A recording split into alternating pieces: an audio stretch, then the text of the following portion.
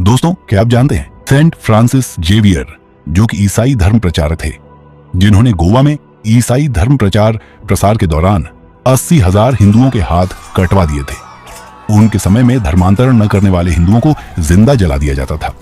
जिस स्तंभ से हाथ कटवाए जाते थे वो स्तंभ आज भी गोवा हाथ कटवा स्तंभ के नाम से मौजूद है। वैसे तो दोस्तों, जेवियर को भारत में ईसाई धर्म का संरक्षक कहा जाता है। जेवियर के नाम पर भारत में कई सारे स्कूल, कॉलेज, अस्पताल मौजूद है, क्योंकि उन्होंने ईसाई धर्म प्रचार प्रसार करने में बहुत अहम भूमिका निभाई थी। सिर्फ 10 साल के मिशनरी समय में उन्होंने 52 भिन्न भिन्न राज्यों में जीसस का प्रचार किया।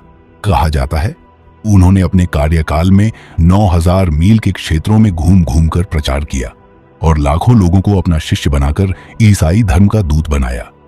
मगर यह सब सिर्फ उनके उपदेश से नहीं हुआ दोस्तों, इसमें जबरन धर्मांतरण का बहुत बड़ा योगदान रहा था।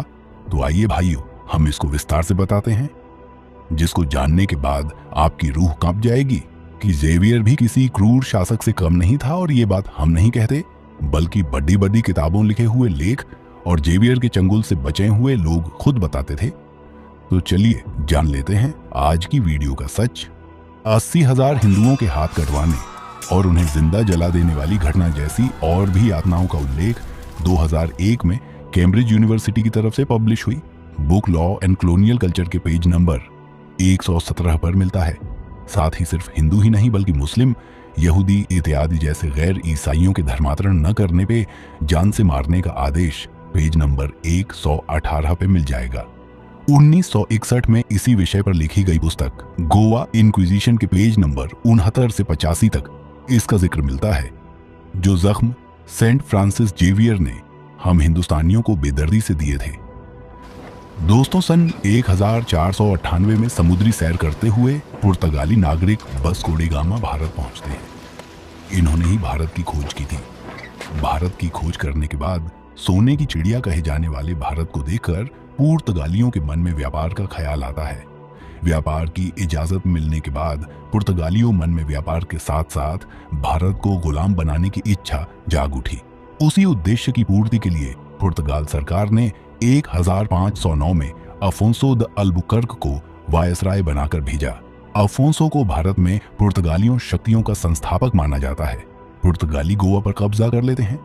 उसके बाद पुर्तगाल सरकार द्वारा भेजे जाते हैं ईसाई धर्म के प्रतिष्ठित धर्म प्रचारक Saint Francis Xavier. Saint Xavier Society of Jesus के संस्थापकों सदस्यों में से एक थे, जिन्हें जेसुइट कहा जाता है। जेवियर का जन्म 7 अप्रैल 1506 ईस्वी में स्पेन में हुआ था। पुर्तगाल के राजा जॉन III और पोप की सहायता से जेसुइट जेवियर 6 मार्च 1542 को गोवा पहुंचे। तब गोवा पुर्तगाल के राजा के अधिकार में था। जब जेवियर ने गोवा की सत्ता संभाली तो गैर ईसाइयों की स्थिति और बद से बदतर हो गई, क्योंकि तब सत्ता ईसाई धर्म प्रचारक के हाथ में आ गई और हिंदू विरोधी कानून बनना शुरू हो गए। अब तो आध्यात्मिकता के विकास की बजाय धर्मांतरण कराने पर जोर दिया जाने लगा। जो व्यक्ति ईसाई बनाने को तैयार हो जाता था उसे तरह तरह के पुरस्कार दिए जाते थे, और जो ईसाई नहीं बनता था या फिर ईसाई बनने के बाद भी हिंदू परंपराओं को निभाता था, उन्हें कटवा दिया जाता या फिर जिंदा जला दिया जाता था। ये तो कुछ भी नहीं दोस्तों, हम इससे भी ज्यादा विभत्स घटना के बारे में बताएंगे, जिससे आप सोच में पड़ जाएंगे। बस वीडियो को स्किप किए बिना पूरी देखना। 1542 में जेवियर कोरोमंडल के मोती मछली तट पर उतरे थे। इस तट पर परवा जाति के मछुआरे रहते थे। जेवियर ने आते ही अपना खौफ बनाना स्टार्ट कर दिया था।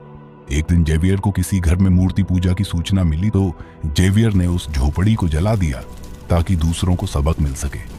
माना जाता है कि जिस खंभे से बांधकर हिंदुओं पर अत्याचार होते थे वो खंभा सप्तकोटेश्वर मंदिर का अवशेष है, जो कदम्ब वंश के शासन काल के दौरान अस्तित्व में था।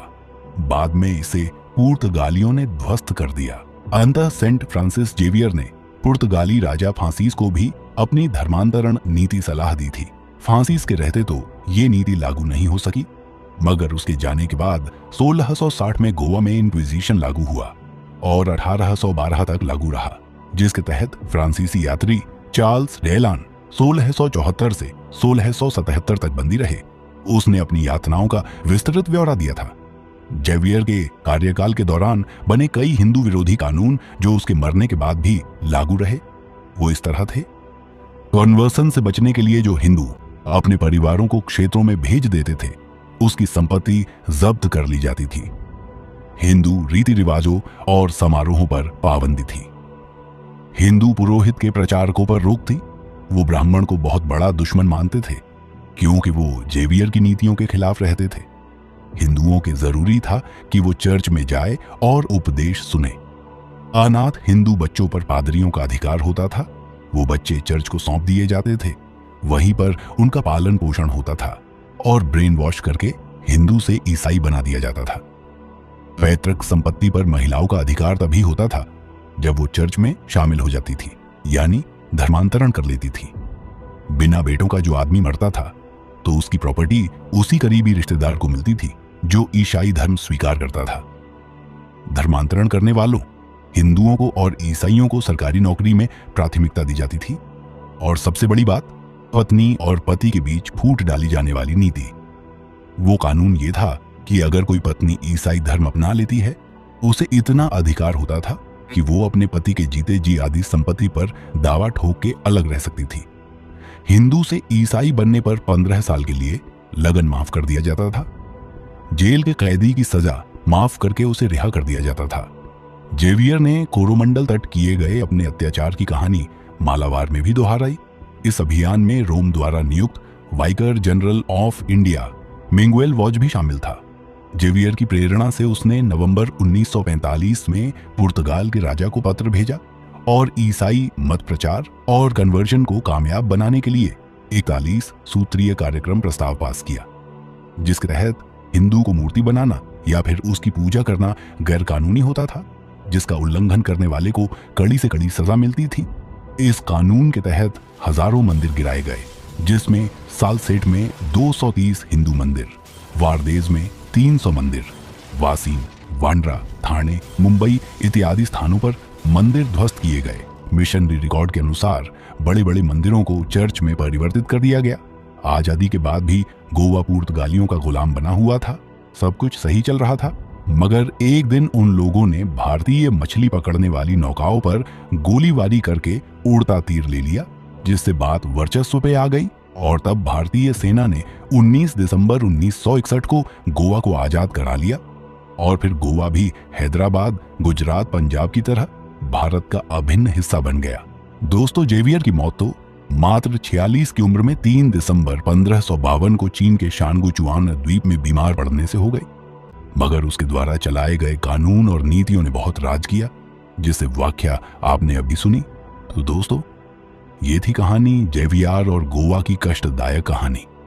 कैसी लगी कमेंट करके जरूर बताइए, शेयर, ताकि हमारी पीढ़ी इतिहास की सच्चाई जान सके। जय हिंद,